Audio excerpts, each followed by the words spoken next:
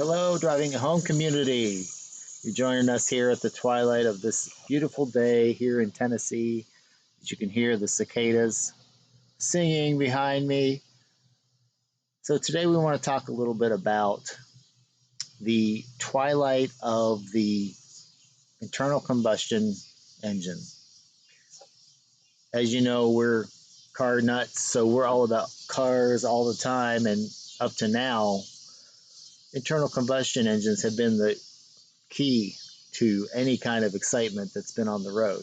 Well, now we have hybrids like this car here, this Toyota Camry Hybrid, that is sort of weaning us away from internal combustion engines. Although it does have an internal combustion engine, it also has electric motors and a battery that can serve to both augment the power output for the normally aspirated internal combustion engine. And the benefit of this hybrid is not just that it has the possibility of moving without using fossil fuels at all for a short period of time, but the best thing about these things is the technology that goes into recapturing the power that is lost when you try to brake for a stop sign or a stoplight, stop and go traffic. Because every time you power up to get up to speed, you're using energy.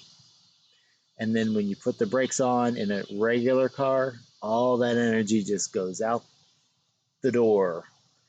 It goes into the brakes in heat and out into the atmosphere. So your internal combustion engine gives you about 12% of the total energy that's normally available in the chemical power that's in the fuel and air mixture. And then a lot of that's lost when you brake. But with the technology here in the hybrid that has regenerative braking features, allows you to recapture a lot of that energy, which is a fabulous engineering marvel of the modern era. So that's why these hybrids are some of the best combinations of technology overall that we have. So if you have one of these, thumbs up to you.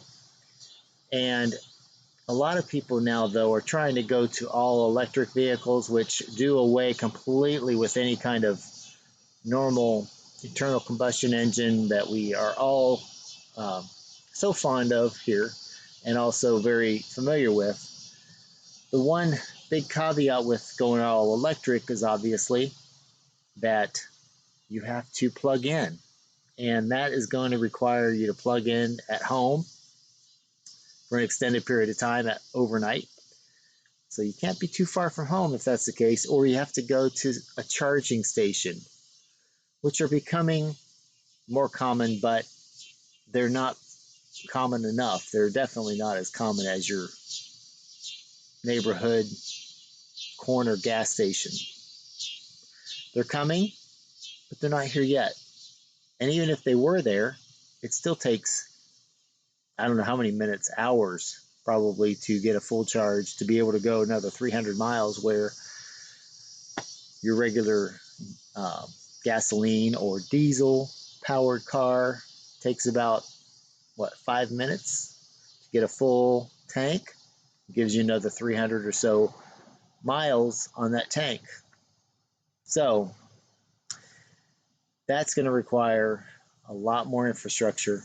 And even if all of that was in place, you still have a problem with generating enough power in the grid to be able to charge all of those electric cars that are supposedly coming soon to a driveway near you.